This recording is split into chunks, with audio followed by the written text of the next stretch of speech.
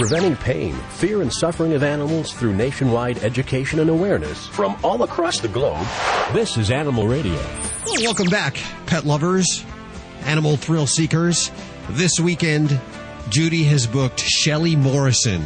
The one and only. Of course, from Will and Grace. She plays Rosario. Right, the maid. How could you forget her? I actually thought she was one of the best characters on the show. She did hold it together. And, of course, she's a big animal lover, and she's joining us today. Of course, in the news this week, you've undoubtedly heard Michael Vick has pled guilty to dogfighting, as well as killing at least 8 underperforming dogs by strangulation or suffocation. Ironically, it's the gambling that the NFL doesn't approve of. Really?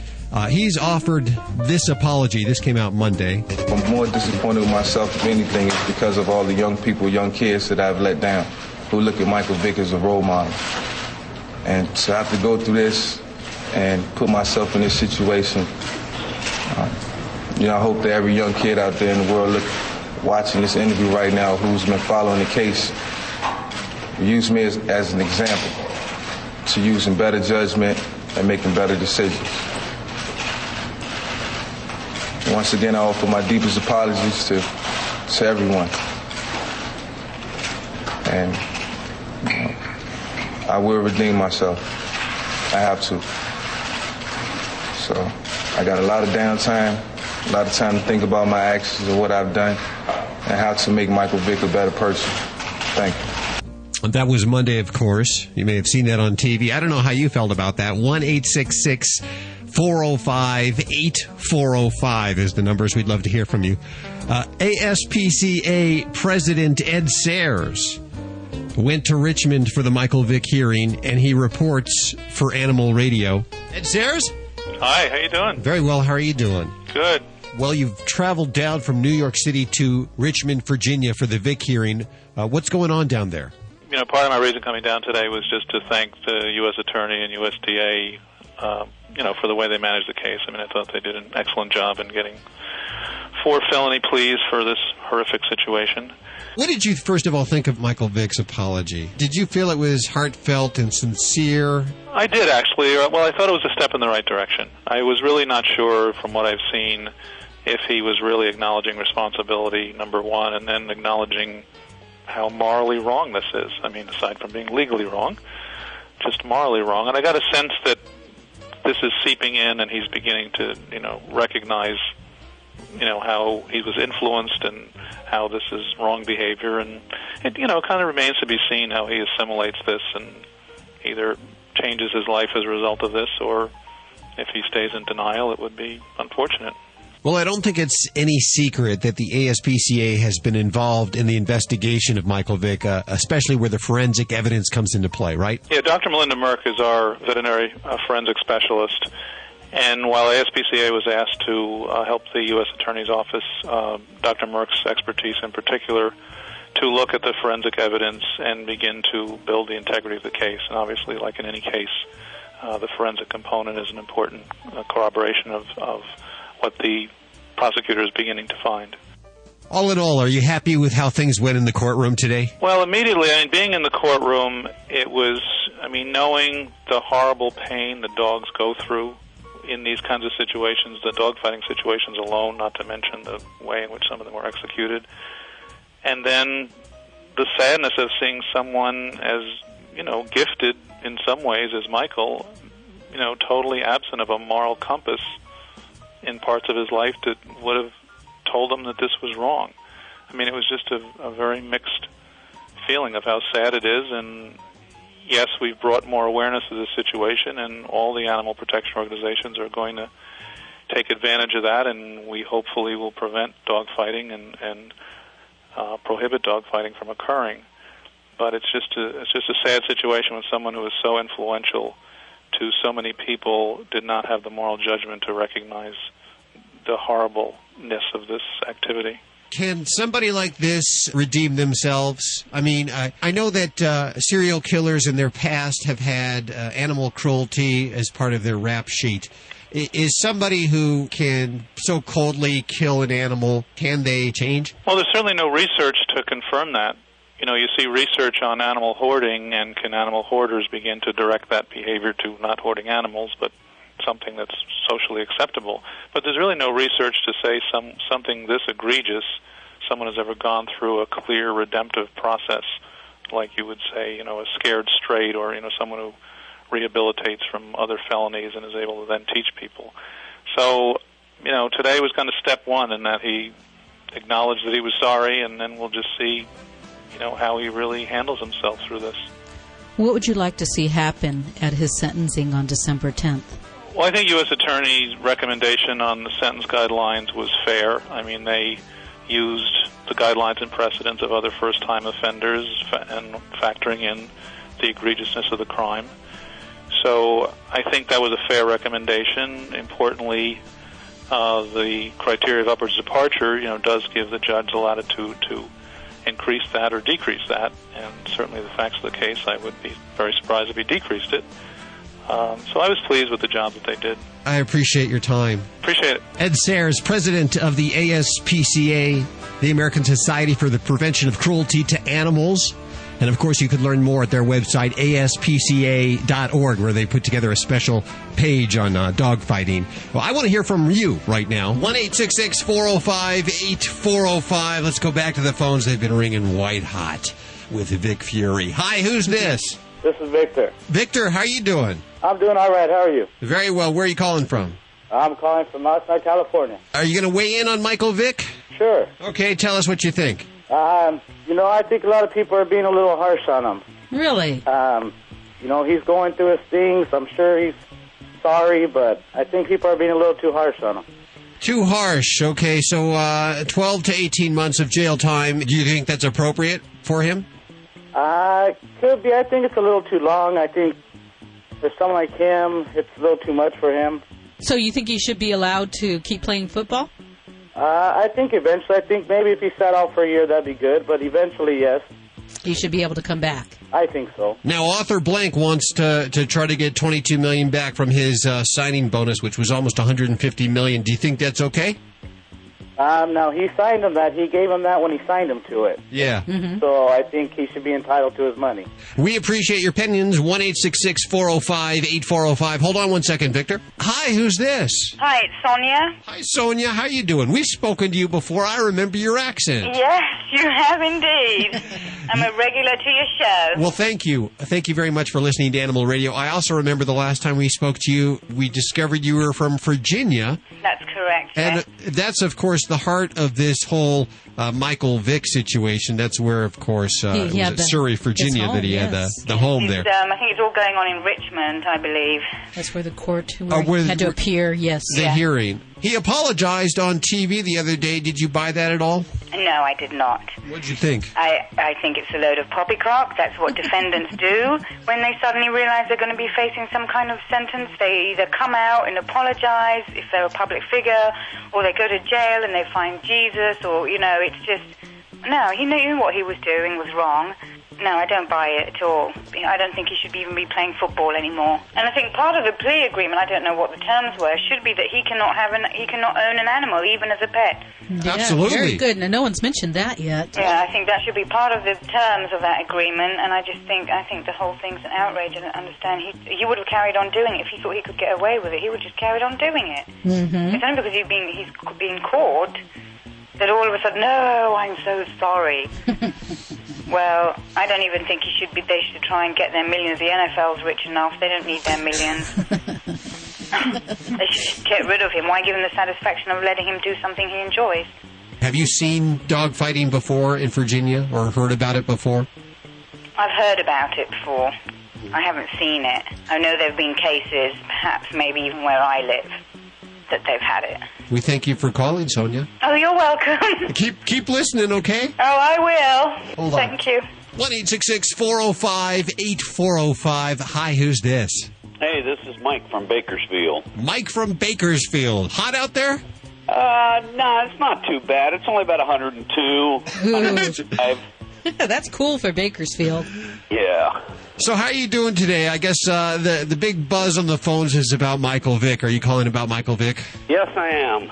What do you think, sir? Just wondered if you caught Dave Letterman's show. They had Rick Riley from Sports Illustrated on about Michael Vick. Oh, yeah, I heard about this. Yeah, what did he say?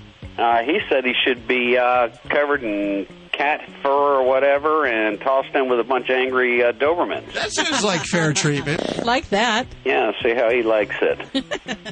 No, I think it's really unfortunate that, and it just doesn't matter if it's people with money or not. Treat animals that way. They're not here for that kind of, as they call it, entertainment, which is not. It's just cruel. Yeah. Sure. Of course, Michael Vick, at first he said he had nothing to do with this. Right. And then he came out after several of his cohorts came out and said that he did indeed was involved with killing 8. He says 8. I'm sure there were more. 8 by animals his hands, huh? by drowning and hanging. If he had come out originally and said, okay, this is what I've done, would you think differently of him? Are you a big football fan at all? Oh, yeah, big-time football fan. And Michael Vick's one of the big guys I watch. But, no, I don't think it would have mattered either way, whether he come out right from the get-go and admitted to it or not. It's just a shame. It's cruel to do that to any animal. Is this going to change any of your thoughts about the NFL or viewing habits? No. Okay. No, I'll still watch my football, but probably, just hope that he doesn't get an opportunity to come back. Yeah. Well, they're saying that he could come back, and of course, this is not a football talk show, so I'm not going to go that direction, but they say 12 to 18 months jail time. Do you think that's fair? No, I don't think it's fair. If that was me that had done that, I wouldn't have gotten 12 to 18 months. Might be getting 12 to 18 years. So you think he's getting special treatment? Sure. They get special treatment because of who they are and the money they've got. Mm-hmm. It's like all the little movie star girls. Well, Mike, thank you so much for calling today. We appreciate your opinion. You're welcome. You have a good one. I think our phones are ringing today more than they did during Katrina. I'm thinking Well, that's because people didn't have phones during Katrina. The cell service was limited. And now they got phones, and they're mostly, for the most part, ticked off. 1-866-405-8405. Hi, who's this? Arlene. Hi, Arlene. How you doing? I'm doing good today. Good. Where are you calling from? Lubbock, Texas. Beautiful Lubbock, Texas, listening on KJDL. Yes, thank you so much. How are you doing? I'm doing good. It's a beautiful day. A little warm, but that's the usual. What do you think about this whole Michael Vick thing? Well, I'm extremely, extremely disappointed. I didn't think that things like that happened in this country.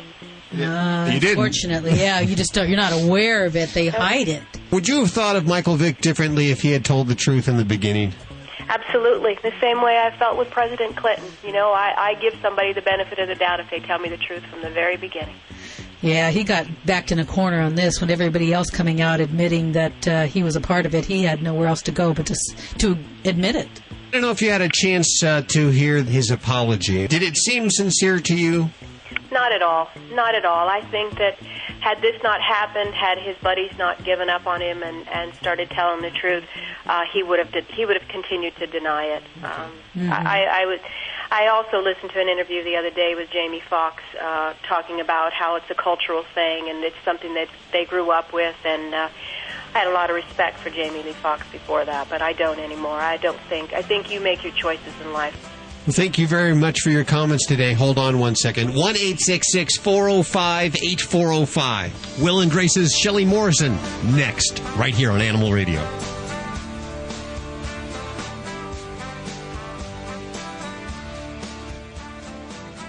Animal Radio is brought to you by the American Anti-Vivisection Society. Stop the FDA from allowing milk and meat from cloned animals to be sold in grocery stores. Contact the American Anti-Vivisection Society for information at www.endanimalcloning.org. Buddy, don't do that.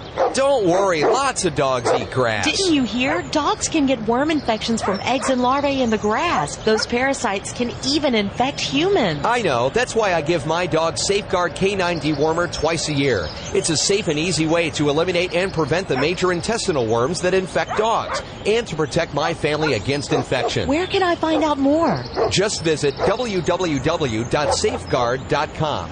That's SAFE-GUARD.com. Hey, cat lovers, wish you never had to touch, smell, scoop, or buy cat litter again? Your wish is granted with Cat Genie. The world's only self-flushing, self-washing cat box. The Cat Genie looks like a cat toilet and cleans like magic. See it in action at 60catgenie.com. That's the number 60catgenie.com. Or call 1-800-517-4289. That's 1-800-517-4289. Cat Genie is totally litter-free. Okay, cats need to dig and cover. So Cat Genie uses permanent washable granules that never need changing. To cats, Cat Genie fills and acts like a clean litter box. See it in action at 60catgenie.com. That's the number 60catgenie.com. Or call 1-800-517-4289. That's 1-800-517-4289.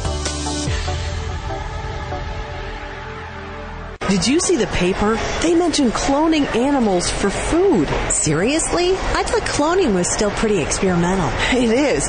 Most of the animals die or are born with some sort of health defect. So why is the FDA going to approve it? I don't know. It's upsetting that the FDA seems to be ignoring scientific evidence that animals in cloning suffer. And the FDA says that it won't even label cloned foods. That's outrageous. Yeah, and we could be eating meat or drinking milk from cloned animals and not even know it. Is there anything we can do to stop this? You can. Contact the American Anti-Vivisection Society at www.endanimalcloning.org to learn more about the problems with animal cloning and to help keep cloned food off grocery store shelves. Cloning animals for food is not just about food safety. Animal suffering and other ethical issues have been ignored for too long and must be considered. To learn more, visit www.endanimalcloning.org. Just because we can clone animals for food doesn't mean we should. Hi, this is Jamie Farr, and you're listening to the Animal Radio Network. And remember to spay and neuter your pets.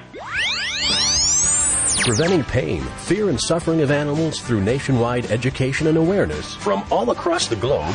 This is Animal Radio. Just minutes away from Will and Grace's Shelley Morrison, I just realized and remembered. What's that? This is her second appearance on Animal Radio. We actually did something live with her. Yeah, a few years ago. I believe that was in Boybane, California. We did something. I'll remind her. She'll probably remember me, of course. Oh, how could they forget you? Of course, corporate America is taking advantage. Well, I don't want to say taking advantage. Let's just say hopping on the old bandwagon with Michael Vick. And Guido, by the way, you can't tell this because you're not in studio with us, but Guido usually runs the board. Guido's not here today. Judy's actually running the board. Could you please, Judy, punch up line 4 for me? There you go. Mike. Yes, sir. Oh, please don't call me sir. Mike Walker, the big dog at Big Dog. Of course, a clothing company that's been around for quite a while. I believe you're based in the Santa Barbara area. That's correct. You should be proud if you're listening on KTMS or anywhere on the California coast there. Here's a company that's on top for one reason, and that's because they're on the cutting edge. They're watching what's going on. I saw in the paper yesterday that you're on board with the Michael Vick case, and you've created, I understand, 4 T-shirts? Correct. 4 different graphics, basically letting the world know what we think of people who abuse animals. And what does Big Dog think? What do the shirts say? Well, essentially, there's 4 different graphics. One is from a popular saying we've used previously, "Who's Your Daddy?" where Michael Vick is depicted being put over the knee of the big dog and punished accordingly. Of course, okay. One is Big Dog Public Enemy number 1 with kind of a mugshot-inspired photo of Michael Vick. And then there's the... That's one we saw in the newspaper yesterday. I don't have... Where is that? Oh, here it is. It's right here. Hasta la vista, Vic. Hasta la vista, Vic. And you have your big dog biting a hot dog with Michael Vick inside. That is correct. And then the final one is you mess with number 1, which we kind of depict the big dog as being number 1. We step on number 2. And number 2 in this case is Mr. Vick. Well, no, so are these selling? How are they doing? Obviously, you're getting front page publicity in the papers. Yeah, well, they're scheduled to hit stores this weekend. Oh, really? So there's a tremendous amount of interest, a tremendous amount of pre-order for the shirts. I think over the weekend we had close to 2,000 pre-orders after the email first went out. So, and that's really what we're doing this for, Hal. I mean, we want to keep this issue at the forefront of conversations and public awareness for as long as possible. It's not really just about Michael Vick. It's about shedding some light on the fact that there's a lot of animal abuse out there that stays hidden. And this is a great opportunity for all of us who advocate animal welfare to keep it in the public consciousness for as long as possible. I think we all have a responsibility to protect animals, to protect pets. In this particular case, protect dogs. And Big Dog Sportswear is certainly ready and willing to step up to the plate in that regard, as we have for many years in the past. I got to think here. Okay, 2,000 pre-orders. You're going to sell a lot of shirts. Is this some way for Big Dog to become even richer?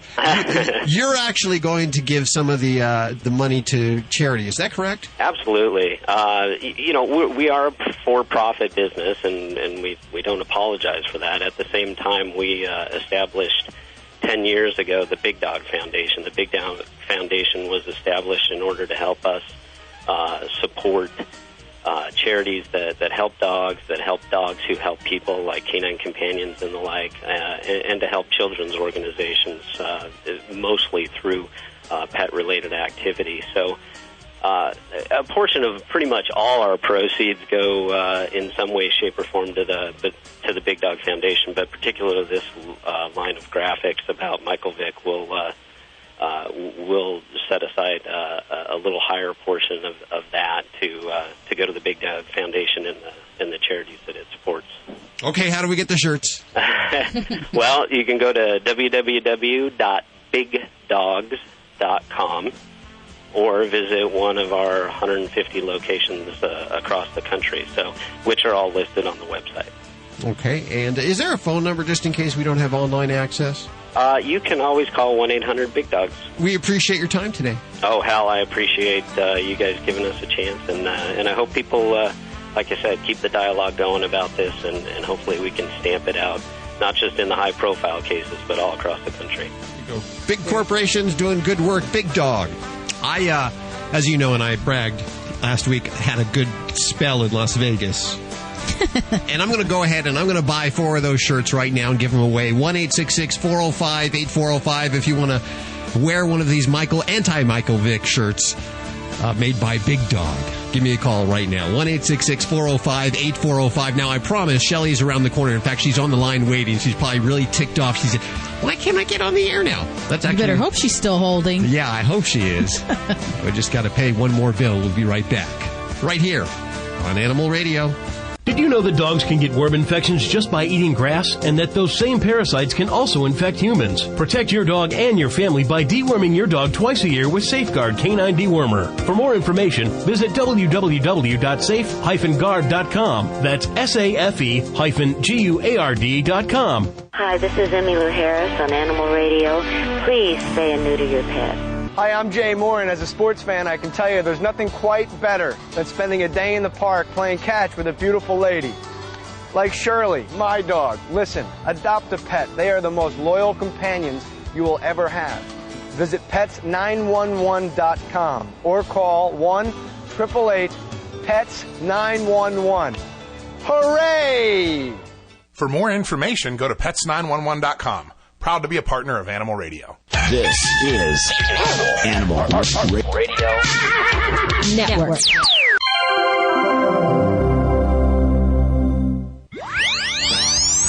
Preventing pain, fear, and suffering of animals through nationwide education and awareness from all across the globe. This is Animal Radio. And patiently waiting on line 3 from Will and Grace, Shelley Morrison. We'll go to her in just a second. I want to remind you, if you haven't had a chance to enter the Summer End giveaway here at Animal Radio, great gifts for you and your pet from PetMate and some other great companies. Simply head on over to animalradio.com and enter right there, free of charge, no hoops to jump through. Just enter your name and address, some other personal information, and you could win the summer end giveaway from Animal Radio. Hi, Shelley. Hi, Hal. How you doing? Very good. Do you remember me? Probably not. I don't know how she could forget because us, I'm though. the cute one. Well, give me a hint. An adoption event in Carson Park.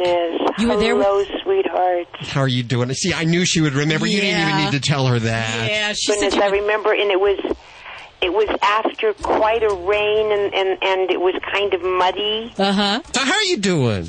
I'm getting over a silly summer cold, so if my voice kind of cracks, forgive me. Well, you know what? And that puts things in jeopardy because you're doing a lot of voiceovers recently, haven't you? I've been doing a lot of voiceovers. I've been doing a lot of charity work. I've been doing a lot of campaigning for a presidential candidate. You've been staying very, very busy. Well, as long as there's life in me, but specifically, my heart really belongs to the animals. Well, it always has. And, of course, the big gala at the Farm Sanctuary, well, their event that happens yearly, is taking place very soon at the Beverly Hills Hotel. That's September 8th, and there are still tickets available. And if people go to www.farmsanctuary.org, it's going to be incredible. It's going to be a lot of celebrities. It's going to be a silent auction, an incredible vegan dinner. I would really, it's $200 a ticket, but very, very well spent. And the silent auction also is incredible because a lot of celebrities, we donate a lot of the swag that we're given. Uh-huh. And people can buy it for very, very low prices. Did you donate some? Yes, of course. I donate every year. And I understand, let's see, there will be Robin Williams and Joaquin Phoenix, Ed Begley, Casey Affleck also there. And I believe some of them have also donated some artwork. Alicia Silverstone, I understand, has These are incredible people. I first heard about Farm Sanctuary a number of years ago. I did Celebrity Blackjack, which isn't on the air anymore. And the reason I did it is they don't pay you, but if you do the show, immediately they give you $10,000 for your favorite charity. Yeah, wow. I remember that. Yeah.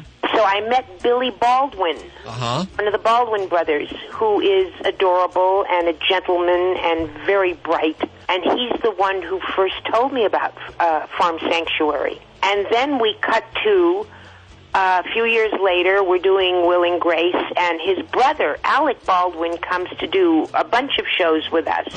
And Alec and I he would just tell me all about this extraordinary organization. Well, you know, we have new listeners since last year's gala, so I'm wondering if you could tell listeners about the Farm Sanctuary, some of the guts and glory of it. I can only tell you so much. I would recommend that they go to their website, because it is an extraordinary website, the things that they have achieved, the things that they still need to achieve, so we can all have compassion.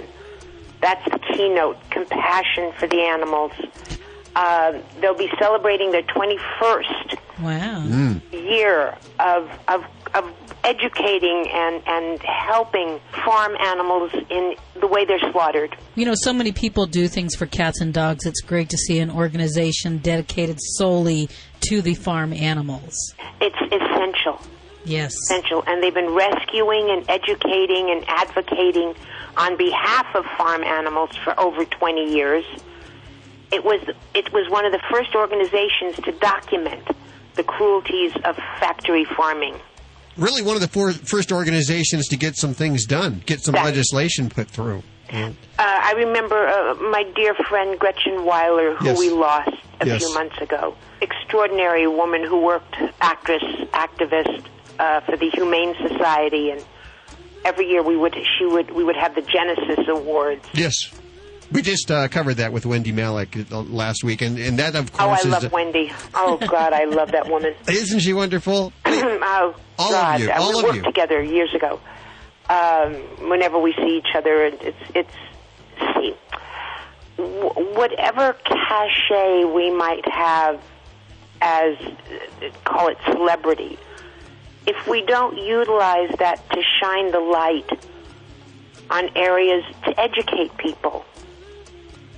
I was watching Brad Pitt last night on KNBC talking about what he's doing in New Orleans to build homes, environmentally green homes, to give back, and he's shining a light on that. And for any celebrity who takes it, I went over all the material. I downloaded a lot of the material from Farm Sanctuary last night and read it, unfortunately, before I went to bed, and couldn't sleep all night. Well, because, there's some atrocious things that are happening. And it's kind of an oxymoron to talk about a humane slaughter, but there are many companies that have changed their practices because of what the Farm Sanctuary has done. Exactly, and there's still more that needs to be done, and there will be things on the ballot next year to, again, protect and humanely treat the animals. The statistics are almost unbelievable when you stop and think of how many billions of animals are slaughtered each year. I can't eat anything that has a face. The dinner, of course, that's being served at the gala is a wonderful 3-course vegan dinner. Oh, it's incredible. Is it? Well, it's also first hors d'oeuvres. Some incredible hors d'oeuvres, truffle lima bean puree, roasted baby artichoke with mustard hollandaise sauce. I mean, we're talking about some good stuff here. Mini potato latkes with tofu. Hello. Yes, and this is all taking place at the Beverly Hills Hotel for $200. I think that's a great deal and a great organization it's benefiting. It's essential that we honor the animals, because then so we can honor the two-legged each other. I know there's a lot going on in the world right now, and sometimes I just want to scream and say, I'm mad as hell and I don't want to take it anymore. But you find the areas where if you reach one person, if you just reach one person, and the next time they go to check their email, that they say, oh, let me check out Farm Sanctuary. Just one person. And maybe that person will tell someone else. And that's just like a ripple effect when you throw a pebble in a stream. And it's very gratifying, too. What about at home? Do you have animals at home, pets at home? We're down to one cat. All our rescue dogs,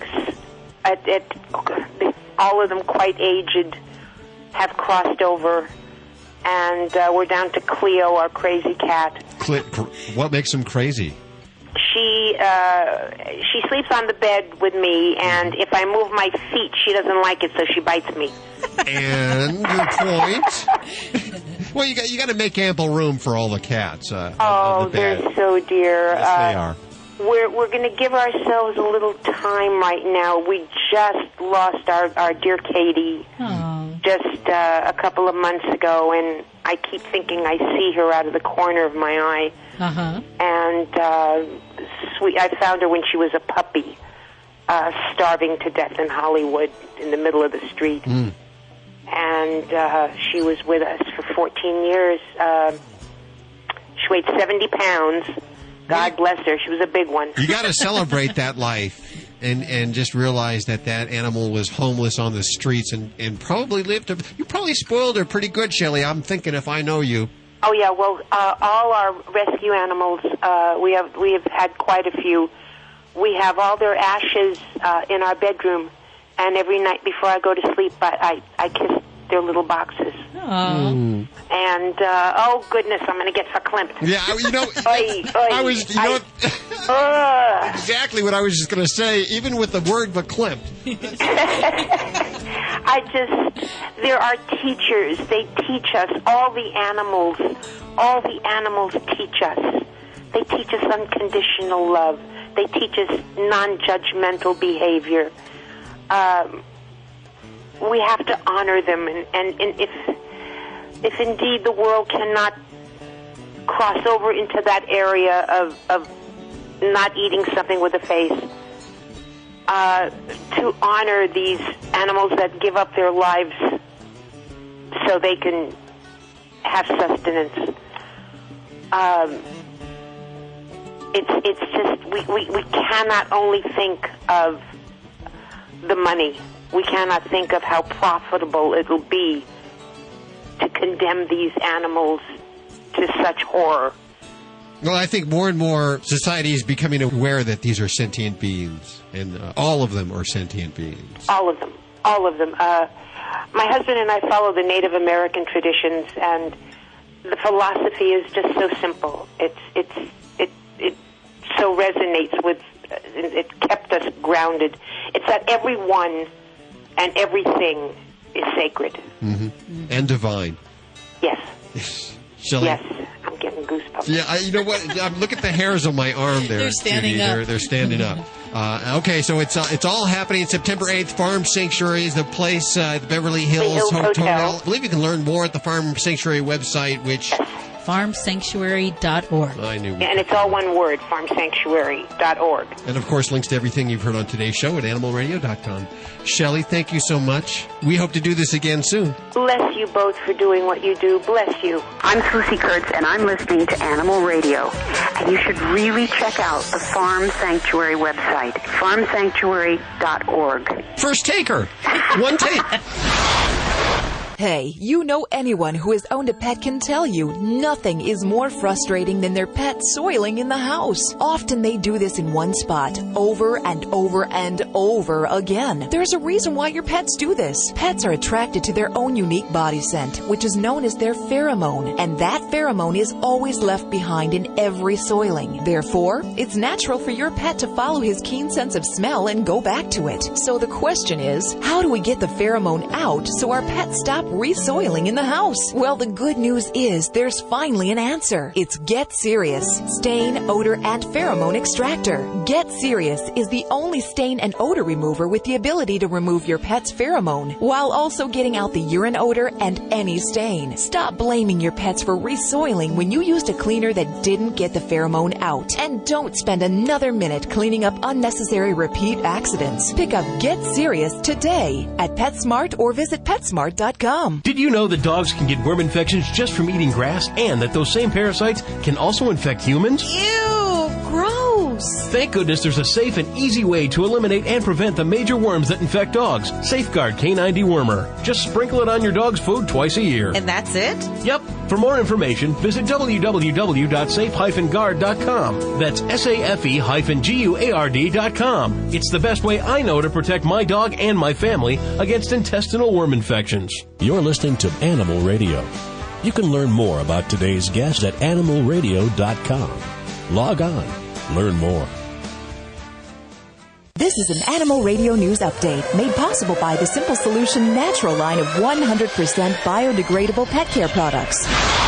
We told you the story of Sherry McComber, an Alabama cat owner who bought recalled special kitty cat food from a Walmart store. Well, she claims that 4 of her cats are sick from eating the recalled cat food. I'm Hal Abrams. Apparently not just an isolated incident in one Walmart store. There is still more recalled cat food on shelves in another Walmart store. And a TV news team in Alabama went to the Clanton Walmart and found dozens of special kitty pouches just like the one Sherry had purchased. Now, here's what happened. Initially, the product code checked out safe, but if the sticker is peeled off, there's another product code underneath.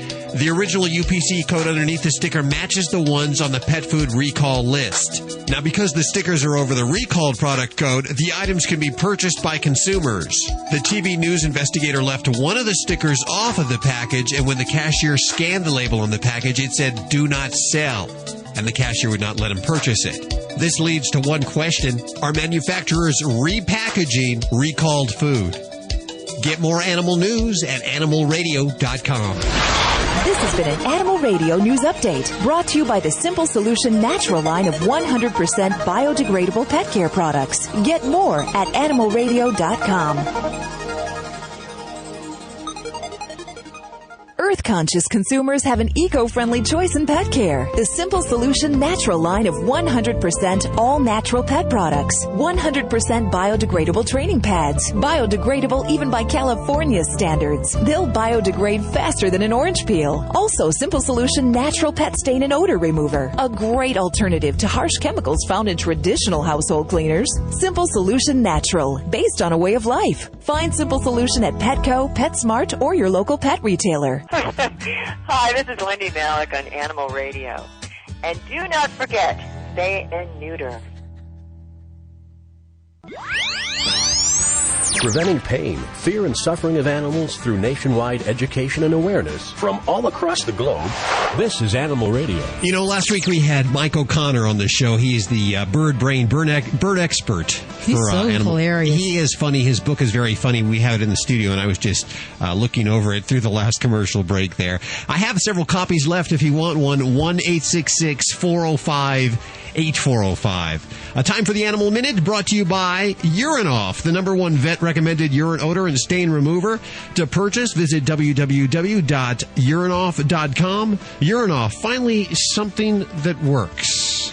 Dogs or cats, horse or emu, animals are people too. A woman says her 2-year-old golden retriever saved her life by giving her a doggy version of the Heimlich maneuver. 45-year-old Debbie Parkhurst was home with her 2 dogs when she suddenly choked on a chunk of apple she was eating. She unsuccessfully tried performing the Heimlich on herself, but the apple was still firmly stuck in her windpipe. She tried beating her chest, and before she knew it, Toby, her golden retriever, jumped up, putting his front feet on her shoulders and knocked her to the ground. Toby then began jumping up and down on her chest until the apple came out. A friend arrived and drove Debbie to the hospital. She says she still has some bruise marks from Toby's doggy Heimlich, but she'll be okay. While some skeptics doubt Toby knew what he was doing, and others think that maybe Toby just wanted a piece of apple, Debbie believes the golden retriever she and her husband rescued from a dumpster knew exactly what he was doing. I'm Britt Savage for Animal Radio. Animals are people too. Animal Radio.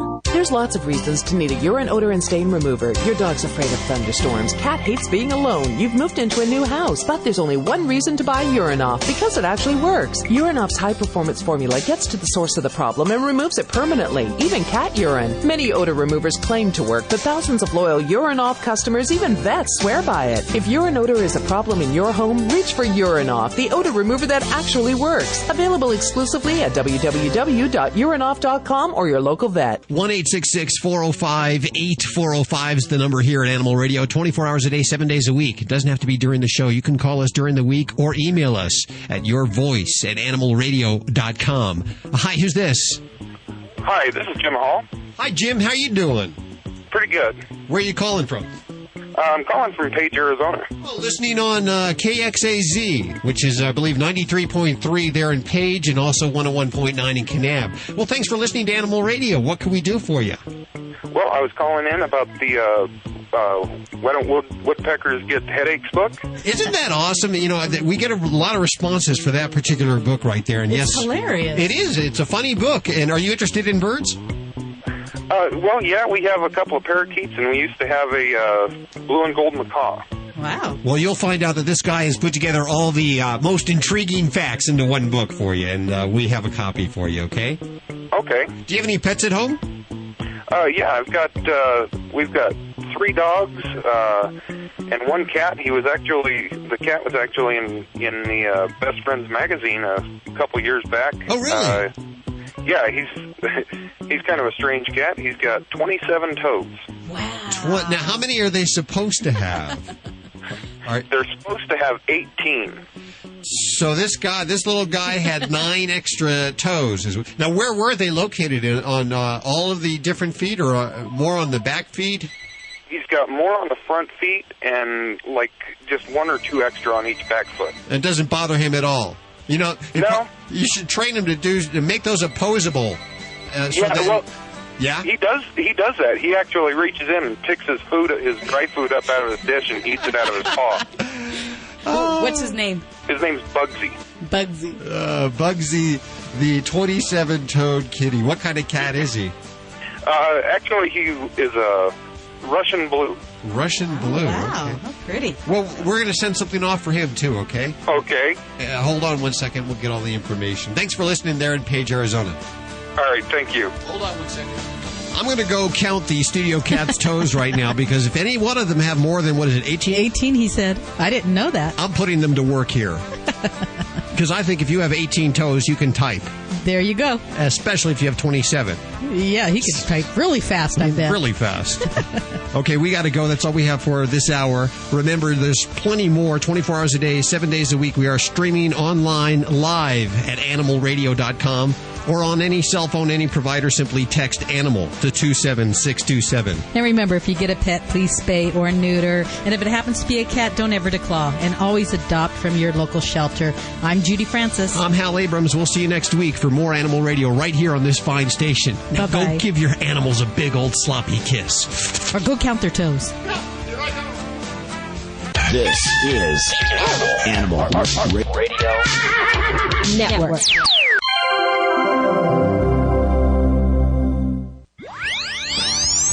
Preventing pain, fear, and suffering of animals through nationwide education and awareness from all across the globe. This is Animal Radio. And welcome to Hour 2 of Animal Radio, America's most listened to pet talk. Thank you so much for making us that. 1-866-405-8405. Call us anytime. Even if it's during the middle of the week, We're here all the time. We're here 24/7. Sometimes just sitting around waiting for your calls. There you go. Twiddling our thumbs or looking for your email. This hour, animal communicator Joy Turner is back with us. If you'd like to communicate with your animals via Joy Turner, why don't you go ahead and give us a call now at 1-866-405-8405, and we'll get you in queue for that. And it can be either animals you have now or animals that have passed away. Also this hour, lots of people say, Kanab, Utah. We hear you talking about Kanab, Utah. We know you broadcast nationwide from Kanab, Utah. Isn't that where Best Friends is? Are you associated with Best Friends? Well, we answer that question this hour right here on Animal Radio. Oh, I also see that there's some more recalled food. Surprise, surprise. Really? All the details this hour right here on Animal Radio. Let's I want to introduce you to this young lady. Hi, Tamar. Hi, Hal. Am I pronouncing your name correctly? Absolutely. How are you doing? I'm doing fantastic. Thank you. Didn't you work for the Israeli military or... Yeah, I was an intelligence officer in the Air Force, and I got to work with the Special Forces there, yeah. And you got to see how the dogs were treated, huh? Unfortunately, or fortunately, yes. Fortunately, yes. Fortunately, yes, because it woke me up, and obviously I'm doing something about it. How do they treat the dogs? It's not that different from some other dog trainers in the country, unfortunately. They basically, they don't kick the dogs or hit them, but they break their spirit. So what they would do, they would have the dog who would resist them, tie them up for hours on end, standing on the back feet. So then when they would finally let them down, the dog would collapse and say, no matter what you do, I don't care, just let me survive. Which you see dog trainers doing it, I'm reluctantly calling them dog trainers, but, tying a dog to a treadmill until the dog collapses, and then they use they work their force method on the dog. Your technique's quite different. You train with compassion. Yes, and it's very important to understand the difference, because we have to understand that the force that drives a dog behavior is what a dog associates with pain and with pleasure. The dog will do anything to avoid pain and gain pleasure.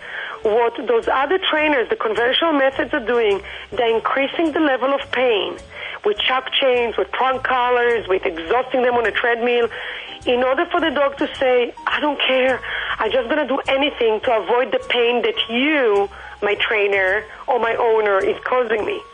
All right, my method is completely different. My method is I increase the pleasure. They increase the pain, I increase the pleasure. I increase the pleasure, so the dog comes to me and says, I want more, teach me more, I'm having so much fun. And by the way, owner, you're the love of my life. You're the best thing ever happened to me in my life. So the owners are more motivated because they see the dogs are motivated and they see the dogs are more in love with them. So when you realize that that's really basic psychology difference, what would you choose as an owner, or by the way, as a parent? Do you want to be respected because you're Saddam Hussein? Or would you want to be cherished and loved the way Martin Luther King was, or Gandhi? What do you think about the dog trainers that feel that you have to be the alpha male? You have to show you are the leader. I believe you have to be a leader. A leader is different than alpha dog. Saddam Hussein forced himself to be the alpha dog, and those trainers feel that way, that they need to force it. I believe that you can be a benevolent leader to show that the dog should want to follow you, that it could come from them, not by force. When you do that, you see, I was meeting yesterday with people who train dogs for handicap, and they showed me a picture of a little girl. She was about 6 years old. All she had of her limb was one arm. No legs, no one arm, only one arm. And you see her and the big Labradoodle completely listening to her. Do you want to tell me that she's not an alpha dog for their dog? But she would not be able to do it with those disgusting, compulsive, painful, stressful, denigrating methods. So I feel very, very, very strongly against those methods. I feel people who don't understand behavior, who don't understand behavior modification, who do not have respect for animals, their needs, they just use force. Let's see them using it on a lion. What about the dog that knows no other way? The dog that may be, 10 years old and has already learned bad ways, has already been taught that his owner has to be aggressive to be alpha. Can you teach an old dog new tricks? Okay, so let me tell you. When 2020 came to do the special on me, they took me to Atlanta to meet with the dogs, a border collie that for 7 years would not allow anybody into the house because when he was a puppy, his compulsive dog trainer abused him so badly that now anytime anybody that come into the house, the dog is immediately attacking them. They did not have guests over for 7 years. Okay? Within minutes, the dog kissed me on the lips, and we have it all on tape on 2020 with John Stasso. And John Stasso is not a pushover, okay? I mean, you know what I mean? So I believe that love is one of the most powerful forces. And when you really understand where the dog is coming from, you really connect with them, and you have the compassion, and you really understand how you can motivate them, they melt in your arms. They melt, and they say, finally, thank you. How do you show a dog disapproval? How do you show a dog disapproval and still be his friend? Well, there are many ways to go about it. First of all, you want to own all of the dog resources. So the dog does not have free access to food, does not have free access to his toys, does not have free access to anything. That's the biggest mistake I see people do with the dogs. And by the way, I see it with children as well. So when you take the resources, when you finally give it to them, like a toy to play tug of war or whatever, the dog feels like, oh my God, that's so great. When the dog misbehaves and you turn your back on the dog and you say, I don't want to talk to you, the dog is like, oh my God, what can I do to gain her back? I went to work with 11-week-old puppy that Kelly Ripa just rescued. I was there last weekend. And you see an 11-week-old puppy who, when I came, was jumping and nipping and being so pushing. She was only a Shih Tzu. But Kelly Ripa has young children, and the puppy took advantage of that. And within minutes, we just turned our back to her when she was jumping. And the dog was like, oops, nobody's talking to me. No one's paying attention to me anymore. And we got to realize the dog is a pack animal. If they are being outcast from the pack, in their doggy mind, that means death.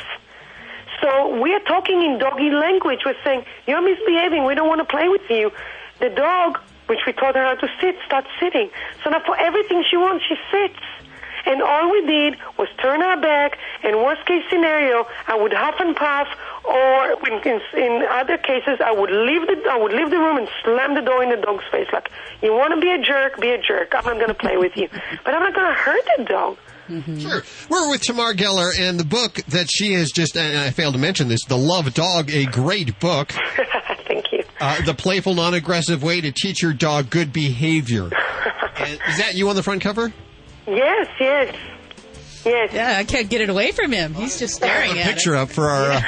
I like the back cover better when I'm pulling the dog's ears because it's all about fun and laughing and, we really need to, all of us need to create a paradigm shift when people realize there's really no need. It's the dark ages to train a dog with force, with leashes and prong collars, which honestly, if it's up to me, and believe me, I'm working on it, to outlaw those prong collars and all these, I call them Spanish Inquisition, A few minutes ago, you mentioned the treadmill. If you know anybody that's putting their dog on a treadmill, that's... Tying them up to a treadmill so the dog has no way but to keep walking. That's not right. That's I don't know who's... Report your trainer immediately if that's his training technique. Report to what? There's no laws. Animals don't have Bill of Rights. Okay, the 7 basic needs of a dog. Yeah. Included in the Love Dog. Can you give us a little taste? Well, everybody thinks that a dog needs physical exercise. So I see some dog walkers take 15 dogs all in their walking. That's not physical exercise. A dog needs to have physical exercise when they are doing the doggy stuff, running, sniffing, exploring. You need to respect the wolf part of your dog, but you also need to understand that a dog has mental needs. They need to be mentally stimulated. Like giving a dog a backyard and think that he's going to run there and just be enough as if it's a gym, that's not enough. You need to stimulate your dog's brain. When you stimulate your dog's brain, that's when they thrive. And you can do it by simple things, teaching the dog vocabulary. So you can go to your dog and say, Clyde, that's the name of my dog, Clyde, go drink, then go hurry up, then go in the car, and when he's in the car, say, do you want the windows down? And boom, if he wants to, he goes to the windows. You just teach the words as they're doing it. So if they go drinking, you say, drink, drink, drink, drink, drink. Silly things like that. They go and they look at you and say, this is a new word, so it's mental stimulation, teaching them a game. It's fantastic mental stimulation. Another need that often is being misunderstood is companionship. People tell me, but I'm working from home, my dog is not alone. And I'm saying, well, how much time did you spend looking at your dog, talking to your dog, interacting with your dog? And they say, well, isn't just me being there is enough? And I say, well, if you were married and your spouse would not talk to you, just be there. Would you feel lonely? I have a notepad that says on the top, I used to be lonely. And at the bottom it says, and then I got divorced. So I think that's how some dogs feel. Well, definitely to have fun and play with your dog, interact with your dog, and make training fun. That's the whole principle behind the Love Dog, the playful, non-aggressive way to teach your dog good behavior. I have 10 copies, 1-866-405-8405. Otherwise, you can get this anywhere, Amazon.com, Barnes & Noble. It's on the... Simon & Schuster. But the main thing is that Oprah, which I've been her trainer exclusively for the puppies, she was the one who launched my book for me. And this is remarkable. You know what I mean? And because she's somebody who really loves the dogs as family. And anybody who loves the dogs as a family member would absolutely enjoy to read that book. And I'm very proud of it because it makes all of us who feel the dog's a family member, feel that we're not alone. I'm going to give out your website if that's okay. Oh, thank you. I'm going to spell it. It's tamargellar.com, TamarGellar.com. Of course, links to everything you've heard on today's show at animalradio.com. Tamar, thanks so much for joining us today. Thank you, guys, for being such wonderful ambassadors for dogs, for animals. Fun young lady there. Yes, she was. That was a great interview. I enjoyed speaking with her. And, of course, she works very closely with Oprah. Mm-hmm. And, Oprah probably helped her book, but this interview right here on Animal Radio will probably really launch her career. Is there what I'm you thinking. go. Send that book into best-selling mode is what I'm 1-866-405-8405. If you'd like to talk to Joy Turner, let's do it right now. Hi, Joy. Hi, Hal. How are you? I'm awesome. How are you doing today? I'm marvelous, thank you. Well, are you ready to talk to some animals? Absolutely. Do you ever get tired of doing that? I never get tired of doing that. As a matter of fact, I'll have people call me that talked with me 5, 6, 8 years ago, and they'll say, "Are you still doing that? I hope you are." And I keep telling them, I can't imagine in my entire lifetime never doing this. There's not a lot of jobs where you don't get tired, burnt out. And, it's true. 1-866-405-8405. Who do we have on the phone with us? This morning you have Nicklin. Nicklin? Nicklin, that's correct. Nicklin, what a pretty name. Why, thank you very much. You're on with animal communicator Joy Turner. Go ahead. I had a question whether or not my rescue dog that I placed in a home 10 years ago, Baron, would like to come back to live with me at this time, or he'd like to stay where he's at now that my sister has passed. Okay, he says, so what would his options be? Would be to come back to you or to stay? He said, though, he was actually kind of your sister's dog. He was my sister's dog. Very much so. So he says, does he have to decide? And I'm telling him, well, it would probably be a good idea if he would make a choice. He doesn't want to disappoint anybody. So tell me who the other people are there at your sister's place. The other people there is my sister's husband, and he's been through some health problems. And Baron was my sister's. I gave him to her about 10 years ago. And since she just passed at the end of June, I was unaware of whether he could be maintained in the way he should be maintained, and he was willed to me in the will. I didn't want to swoop in and take Baron away from the home he's known for 10 years, but yet I wanted to follow the wishes of whatever Baron really wants done. Okay, well, what he says to me is his concern is that the husband needs him, but he's also concerned that he's too much work for the husband. And you're hitting that so much on the head. And Baron says he didn't understand that comment, so I told him I'll explain that hitting him on the head later about that. And he says, but he would be, if you think it was okay, he would be fine coming with you. He says, have you talked to his dad about that? Yes, I have. And what does his dad tell you he wants to know?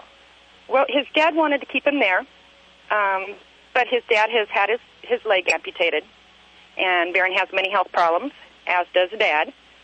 And Dad now wants to move to Salt Lake City, Utah. Okay, so he says his dad wants him then? He doesn't want him to come to you? No, he called and left me a message saying, that he's thinking about it. But if I were to follow my sister's wishes, it would be that I do go pick Baron up. But I didn't want to take Baron away if he was being useful and helpful to Rick at this time. Okay, he says he's really kind of in a quandary about this because he knows he is your sister's dog, and he really wants to do what she wants, and he's trying to be faithful to her by being faithful to her husband. Okay. And so he's a little confused. He says, can he have a little more time to sort this out? If his father thinks that it's good for him to come, then he's totally happy and delighted to do that. His only real pull is that he's really trying to be loyal to your sister by taking care of her husband, but if that's a concern because the husband can't do the things that Baron needs, then he's happy to do whatever the husband wants. Very good. And yes, he have more time to think about that. Okay, because he says it's very complex for him. It's not quite as cut and dried as, yes, Mom said come to you. He would do that, but he knows that she also loves her husband. Very good. Thank you, Nicklin, for calling. We appreciate your time today. Thank you very much, and it was a pleasure. Thank you. 1-866-405-8405. Now, if our animals have a lot to say, we probably need a little bit of time to sit down and talk with you, and you actually do this for a living, as we just discussed. You'll sit down in, half-hour, 45-minute sessions? What's the deal there? Sessions are basically in half-hour increments, but I have people that call the schedule 2 or 3 hours because they have lots of animals. Oh, okay. Getting a bunch of animals done at once. Okay. Absolutely. And they can call your phone number, which is? 425-867-1779. They can also go through my website and book through there if they want, which is talkwithyouranimals.com or joyturner.com. They both get you to the same place. And, of course, we'll put links to everything you've heard on today's show at animalradio.com. And if you want to hear more Joy, well, you can do that 5 days a week at animalradio.com. Hi, Joanne Worley on Animal Radio. Hello! And please spay and neuter your pets. Be a responsible pet owner. As a matter of fact, say and neuter your friends' pets also. Give it to them as a Christmas present. What a good idea. Animal Radio is brought to you by Get Serious, a stain and pheromone remover so easy to use, even men can do it. Hey, wait a minute. Don't take any more excuses, women. It's time to get serious. Get Serious is available at PetSmart and online at GetSeriousProducts.com. Do you know what you're serving for dinner tonight? If the FDA has its way, the milk and meat you see at the grocery store could come from cloned animals. And you won't even know because it won't be labeled. Cloning animals for food involves more than just food safety. Animal suffering and other ethical issues must also be considered. The cloning process uses hundreds of animals to produce just one clone, causing death or severe health problems for most of the animals involved. Just because we can clone animals for food doesn't mean we should. Contact the American Anti-Vivisection Society to learn more about the problems with animal cloning at www.endanimalcloning.org. That's www.endanimalcloning.org. And have a voice in what you are serving for dinner tonight. Preventing pain, fear, and suffering of animals through nationwide education and awareness from all across the globe. This is Animal Radio. It's a question often asked. We come to you live from pretty near Best Friends Animal Sanctuary in Kanab, Utah. No relation, though. We just came here because there's a lot of animal lovers. But we want to tell you about Best Friends and Jan Sluzer. She reports live for Animal Radio. Then there's the basic philosophy of Best Friends, if you like, which is that kindness to animals helps build a better world for all of us. In the late 60s, Michael Mountain, now president of Best Friends Animal Sanctuary, and a group of teenagers who were best friends, decided to look together for a better way of life, doing something wonderful. Eventually, they set up America's largest animal refuge and no-kill shelter. It's on 3,000 acres of land known as Angel Canyon, near Kanab, Utah. Abandoned when Best Friends took over, Mountain said Angel Canyon had been the setting for many Hollywood westerns. We discovered later that this actually used to be, has been for thousands of years, a sacred place to all of the generations of native peoples who've lived here. And when one of the elders of a local tribe came to visit one day to do a small consecration ceremony with some of his own people, he said, it was a particular quote, he said that this is the place where people used to come once a year to seek guidance from Mother Nature for their future. And there is that sense here, you probably noticed it, this great sense of kind of peace and tranquility, a very special kind of energy. And the veterinarians always say the place itself does more to heal the animals than even they can do. It's a place that wants to be used for this. We are a no-kill sanctuary. We do not euthanize except for humane reasons only. Our goal is to let them stay here if they need to for the rest of their lives, or a chance at getting a home. So everybody's adoptable. Kim Sharp gives visitors overview tours of Best Friends. She takes them to Dogtown and the geriatric Dogtown Heights, to the Horse Haven, the Feathered Friends section, and the Bunny House. In the Cats Village, Benton's Special Needs House exemplifies what Best Friends is all about. We have cats with physical disabilities in here. You'll see some maybe dragging a back leg or walking on top of their paw. Those are generally birth defects. They're used to it. They were born that way. We have 2 cats in here with a condition called cerebellar hypoplasia. That is like a cerebral palsy, sort of a motor movement thing where their brain waves and their muscles don't coordinate at the same time. They have a little difficulty getting around. It just takes them a little longer. They are not in pain. They were born that way. Their mothers had distemper when they were born, which causes that condition. We're going to see also some blind cats. We have cats with skin cancer. These cats are all adoptable. They just have special needs. Sharp introduces many of the cats. This is Bijou. Bijou is a purebred Abyssinian. He actually came to us from a veterinary clinic in San Francisco. He used to be a show cat of some type and was accidentally hit by a car, lost his tail, so he does have a urinary problem where he has to be manually expressed. It's not a big deal. For whatever reason, the owners did not come back for him. I guess they figured he couldn't be a show cat anymore, so they weren't interested. So he actually got to come here. He's a great cat. He's actually got a great, great personality. He is available for adoption. The adoption rate at Best Friends is 75%. The animal sanctuary's 2 goals are no more homeless pets or animal shelter euthanasia by the end of the decade. Michael Mountain says Best Friends' biggest challenge is public awareness. Main thing is getting the message to people everywhere of the 2 most important things that they have to do. One of which is always adopting their pets from shelters and never from pet stores, and the other is making sure they're always spayed and neutered. For more information about the Best Friends Animal Sanctuary, check out the website bestfriends.org. I'm Jan Sluicer. You're listening to Animal Radio. You can learn more about today's guest at animalradio.com. Log on. Learn more. Hi, this is Clive Pierce from HGTV. You're listening to Animal Radio. Please, please remember to spay and neuter your pets. Preventing pain, fear, and suffering of animals through nationwide education and awareness from all across the globe. This is Animal Radio. Judy, do you know what polybrominated diphenyl ethers are? No, did you even say it right? Yeah, did I even say it right? Of course I said it right. It's those are PBDEs, and the EPA, you know what the Environmental Protection Agency. Yes, I do know that one. They have determined that some of these, which have been used as a fire retardant back in, I guess, the 70s, we'll find out in just a second, could be dangerous for our felines, causing hyperthyroidism, which I don't exactly know what that is either. We'll find out. We have right now on the phone Dr. Louise Murray, Director of Medicine for the ASPCA's Berg Memorial Animal Hospital. Doctor, thank you so much for taking time to join us today. No problem. How are you doing? Am I anywhere near being correct in pronouncing polybrominated diphenyl ethers? Yes. Okay. What is that, and how did it become part of our society? These are chemicals that are used as flame retardants. Just like you said, they're supposed to prevent burns and problems if there's a fire in the house. Then these chemicals are supposed to prevent the appliances or the mattress or whatever they're used in from going up in flames and possibly harming the people in the home. Are they still being used? They are still being used, but less and less so. They're being basically phased out. Okay, so what's happening? I guess it's turning into dust, and our cats are picking up on that? Is that well, there's a few ways that they're thought to get into cat systems.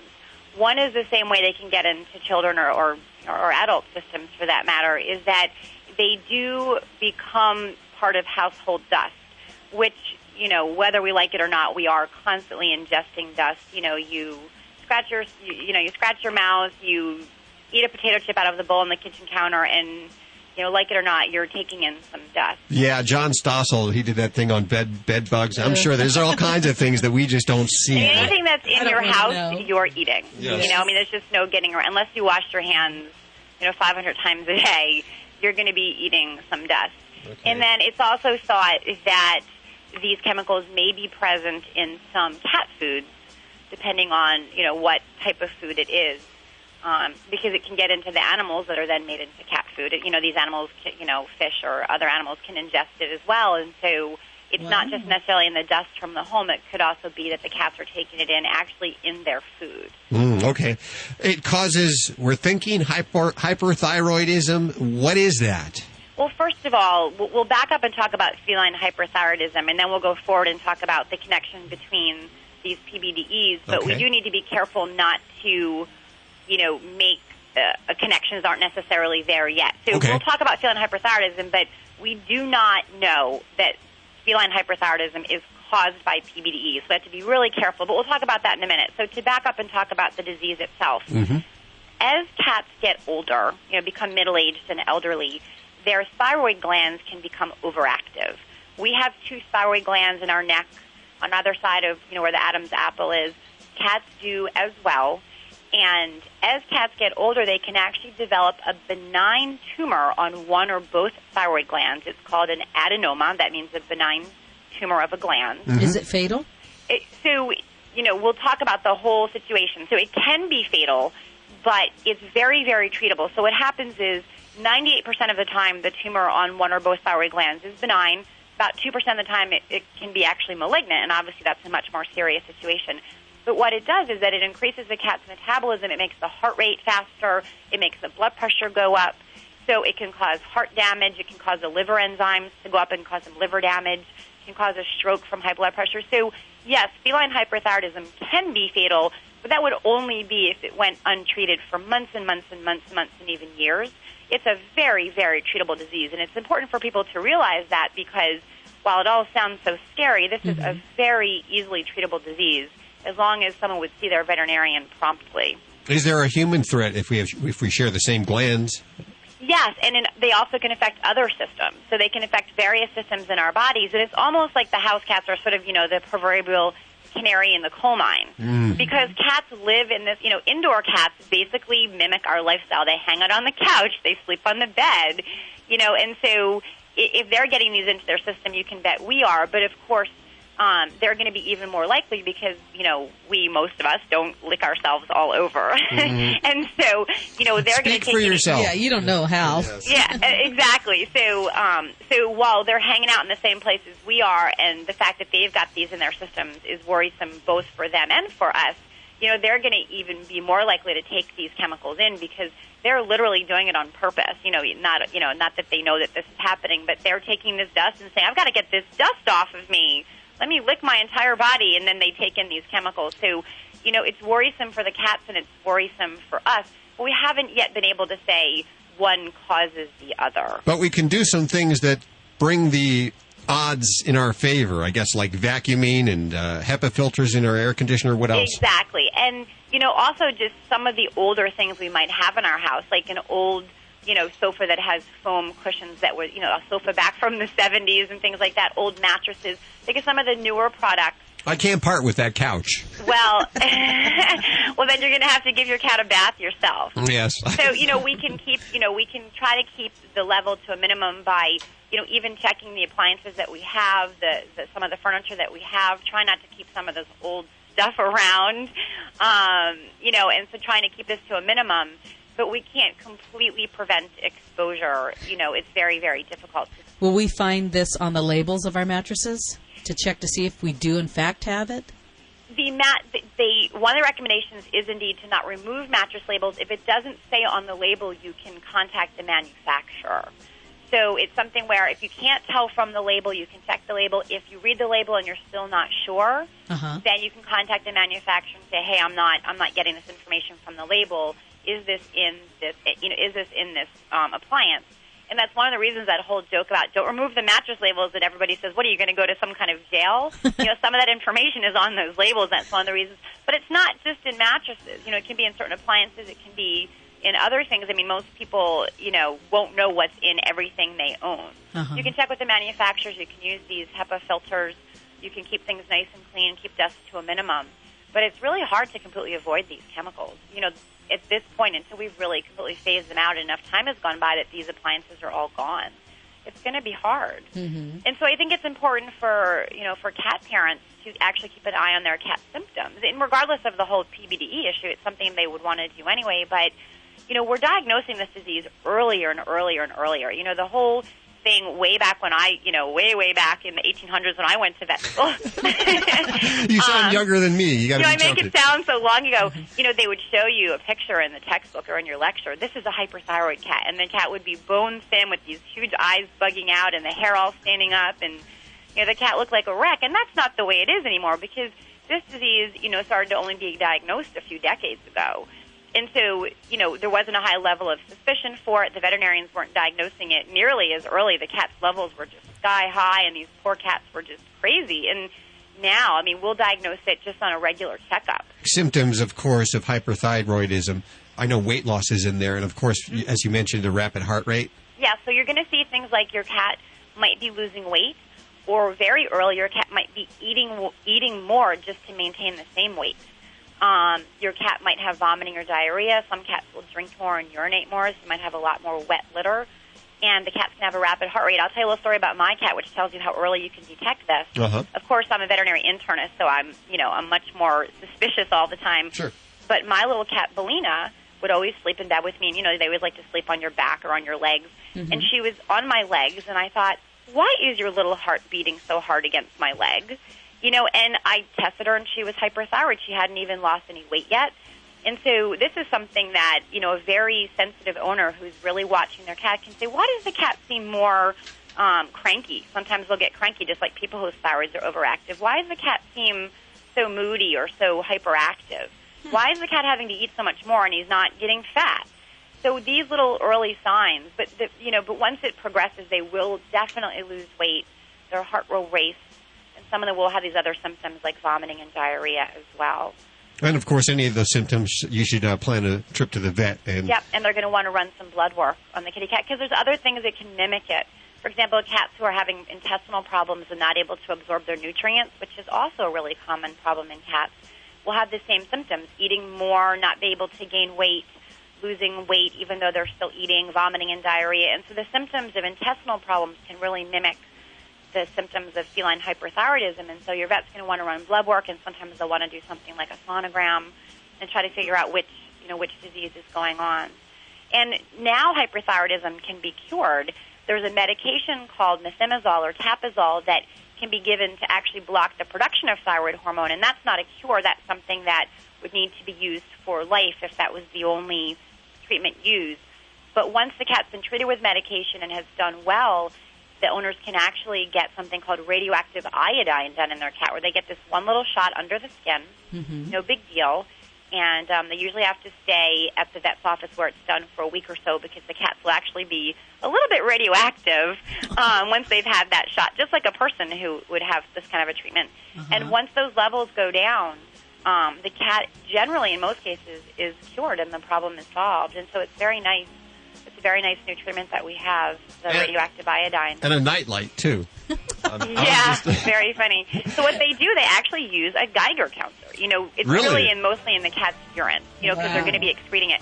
So they'll actually, and when the cats stop ticking, you can, and different states have different levels that are legal. So in some states it's just a few days, in some states it might be, 10 or 14 days with the cats.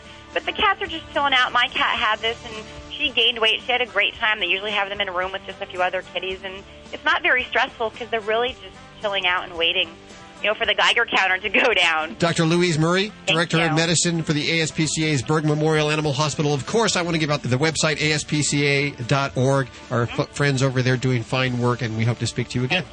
Thank you. Watch out for that radioactive cat. See your cat glowing.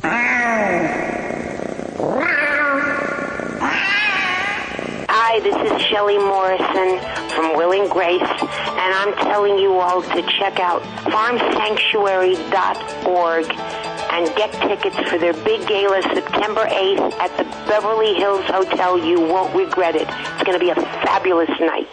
Every once in a while, there comes along a special group of animal lovers that stands strongly in defense of the voiceless. Animal People is that newspaper for people who really care about the animals. Animal People is published 10 times yearly. The publisher is a nonprofit corporation dedicated to exposing the existence of cruelty to animals and to informing and educating you so that animal lovers worldwide can eliminate such cruelty. Your subscription is $24 a year and is 100% tax deductible. Get Animal People's fair and accurate investigative reporting from the industry watchdog. Visit our website at www.animalpeoplenews.org. That's www.animalpeoplenews.org to subscribe to the news for people who care about animals. Animal People. Subscribe today at www.animalpeoplenews.org.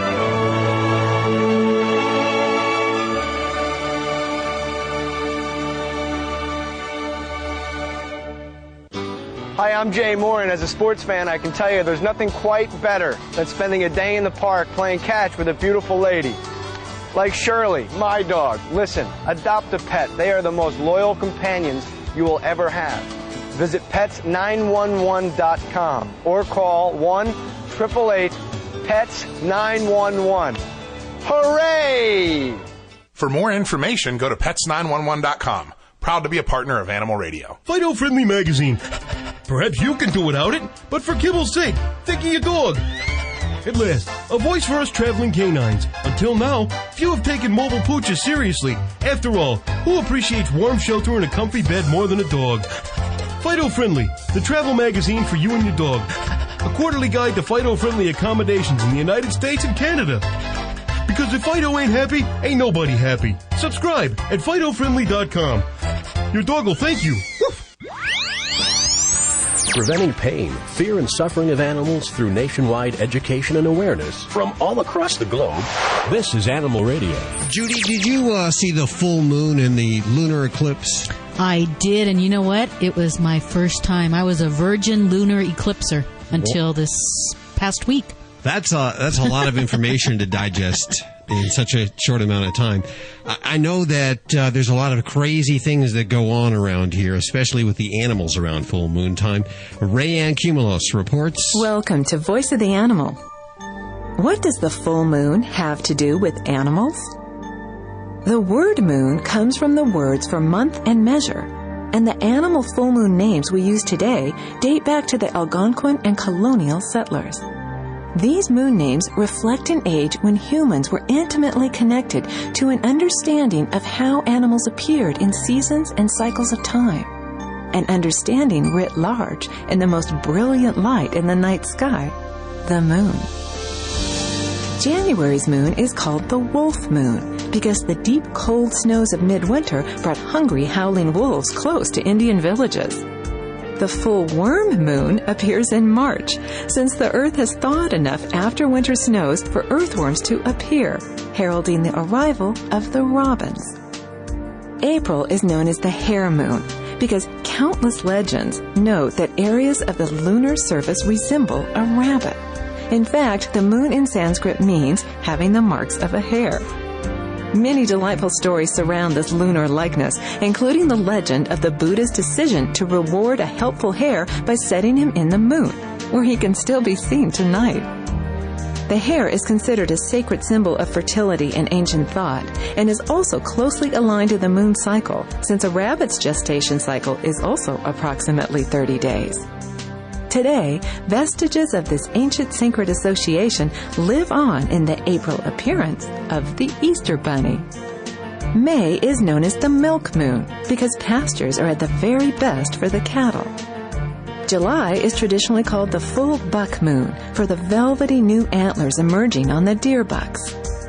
The large fish of the Great Lakes are most abundant during the moon of August, giving rise to the name sturgeon moon. Geese are also prominent in August, as reflected in the Sioux and Arapaho names, moon when the geese shed their feathers. The colonial Americans honored the presence of Sirius in the August morning sky, as well as the hottest days of summer, by calling it the Dog Days moon. Hunter's moon is the name the colonial Americans gave to October, since it was a time when the fields were cleared and animals could easily be seen in bare pastures. It was also called the blood moon for the blood of the animals spilled for winter provisions. But the Chinese were more benevolent during this time, calling October the kindly moon. Interestingly, these bloody names apply only to the white settlers. The native names for the October moon speak to seasonal events like falling leaves and first frost. November's moon is called full beaver moon, since beavers were active in their preparations for winter. Our connection to the moon today is more fragile than that of our ancestors. Perhaps it's because man has visited the lunar surface and found no rabbits. Or because calendars today are often determined by the earthbound deities of work and television. But regardless of whether humankind notes the appearance of our lunar companion, each month the full moon coolly and consistently reflects the sun's light and continues to take our measure, patiently awaiting our attention to remind us that what is in a name still matters. Wolves are howling, robins are eating worms, and deer bucks are growing antlers, all under the full light of a brilliant moon. Visit us on the World Wide Web at voiceoftheanimal.com. For Voice of the Animal, this is Rayanne Cumulos. You're listening to Animal Radio. You can learn more about today's guest at animalradio.com. Log on.